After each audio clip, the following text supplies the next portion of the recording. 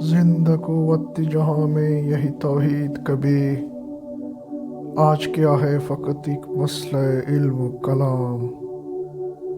روشن عزوں سے اگر ظلمت کردار نہ ہو، خود مسلمان سے پوشیدہ مسلمان کا مقام۔ میں نے میرے سپاہ تیری سپاہ دیکھی ہے، قل ہو اللہ کی شمشیر سے خالی ہے نیام۔ اس راز سے واقف نہ ملا نہ فقیہ، وحدت افکار کی بے وحدتی کردار ہے خام۔ قوم کیا چیز ہے، قوموں کی امامت کیا ہے، اس کو کیا سمجھے یہ بیچارے دو رکعت کے امام۔ علامہ محمد اقبال نے اس نظم میں اسلامی عقیدت توحید کے حقائق و معارف بیان کیے ہیں۔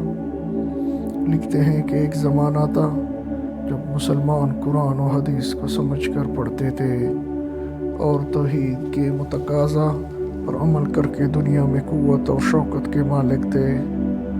مقتضا پر عمل کرنے کا مطلب یہ ہے کہ وہ جو زبان سے کہتے ہیں کہ ہم اللہ کے سوا کسی کی اطاعت نہیں کرتے، تو واقعی ان کا طرز عمل بھی یہی تھا۔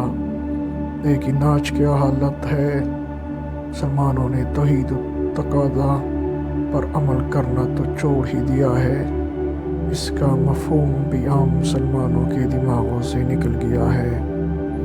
اب رہے علماء تو الا ماشاء اللہ ان کی کیفیت یہی ہے کہ عقیدہ و توحید ان کی نظر میں علم کلام کا ایک مسئلہ بن گیا ہے، یعنی وہ صرف اس پر اکتفا کرتے ہیں کہ شرع مقاصد اور شرع مواقفت میں توحید سے متعلق جو علمی اور منطقی بحثیں ہوئی ہیں ان کا اجمالی علم حاصل ہو جائے۔ توحید کا تقاضا کیا ہے، اس سے ان کو بھی کوئی سروکار نہیں۔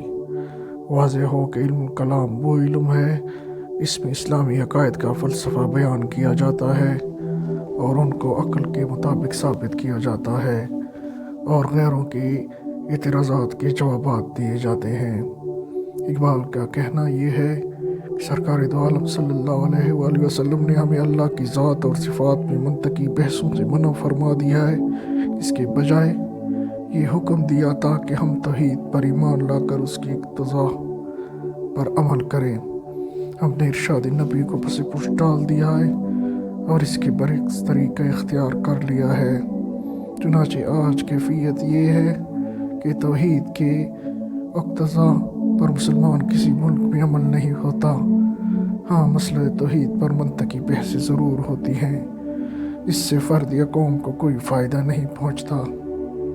توحید ایک روشنی ہے اور اگر اس سے بدعملی کی تاریکی دور نہ ہو تو خود مسلمان سے مسلمان کا مقام پوشیدہ رہے گا، یعنی توحید کے اصولوں پر عمل کرنے سے مسلمان اپنی اصلی مقام یعنی خلافت علمیہ پر فائز ہو سکتا ہے۔ اے مسلمان کے لیڈر، میں نے تیری فوج دیکھی ہے، اس کے پاس سب کچھ ہے لیکن توحید کی تلوار نہیں ہے۔ افسوس نہ ہمارے علماء اس راز سے واقف ہیں نہ فقہا کہ جب تک قوم میں کردار کا وحدت پیدا نہ ہو، افکار کی وحدت اگر پیدا ہو بھی جائے تو کوئی فائدہ نہیں دیتی۔ اور حقیقت حال یہی ہے کہ مسلمانوں میں وحدت کردار ہے نہ وحدت افکار ہے، اور آج شعراء میں تو سیاسی وحدت بھی ختم ہوتی نظر آ رہی ہے۔ آخر میں اقبال اس بات پر افسوس کرتے ہیں کہ ہمارے موجودہ امام جو صرف نمازوں میں امامت کرتے ہیں، یہ لوگ اس حقیقت سے ناواقف ہیں کہ قوم کا مفہوم کیا ہے اور قوم کیسے برسر عروج جاتی ہے اور ان کی امامت و قیادت کیسے کی جاتی ہے۔